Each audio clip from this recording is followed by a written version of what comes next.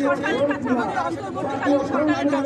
অন্তর্বর্তীকালীন সরকারের কাছে জানিয়েছেন যে বিভিন্ন দেখছি যে সরকারের কাছে আপনারা 8 দফা দাবি জানিয়েছেন, সেই 8 দফা দাবি বাস্তবায়ন হয় সেক্ষেত্রে পৌঁছে যাবে। প্রতিনিয়ত আমরা আশ্বস্ত হতে পারি, আশ্বস্ত করার জন্য আমাদের 8 দফা দাবি জানিয়ে দেওয়া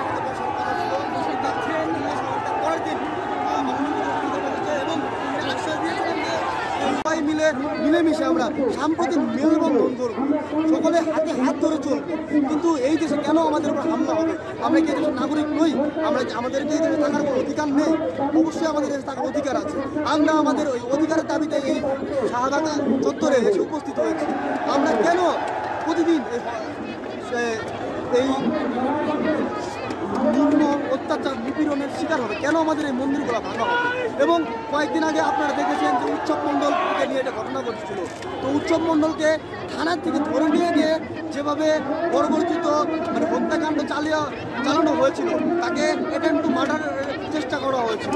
কিন্তু 2-3 দিন পরে মানে তারা এই নিউজটা গোপন রাখে যে সে বেঁচে আছে না মরে গেছে, এটা পর্যন্ত আমরা সিকিউরিটি ছিলাম না। 3 দিন পরে তার খবরটা আসে যে সে বেঁচে আছে এবং হসপিটালে আছে। আপনার নাম পড়তে? আমার নাম হচ্ছে শুভ মণ্ডল, আমি কমিউনিটি সরকারি কলেজে পড়ি, কেমিস্ট্রি ডিপার্টমেন্ট 4th বর্ষ।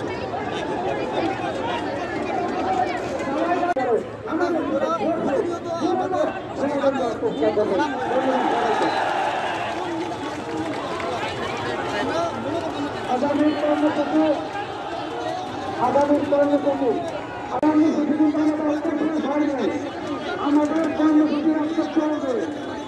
আজকে আমাদের কর্মসূচি শেষ হয়নি, নিজেদের এসেছে তাদেরকে আমাদের কর্মসূচি ঘোষণা করেছি।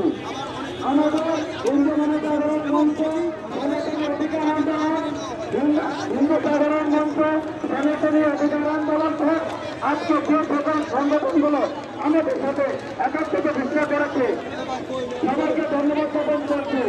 আপনারা সবাই থাকবেন এবং সারা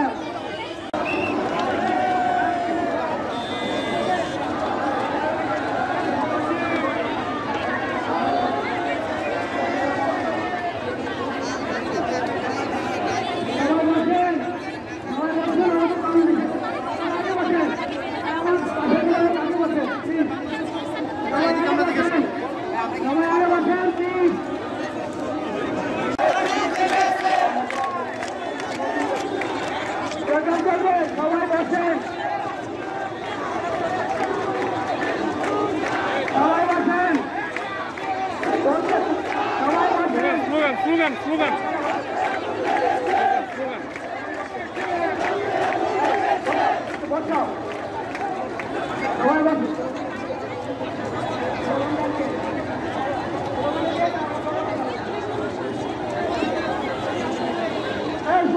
সবাই সবাই সবাই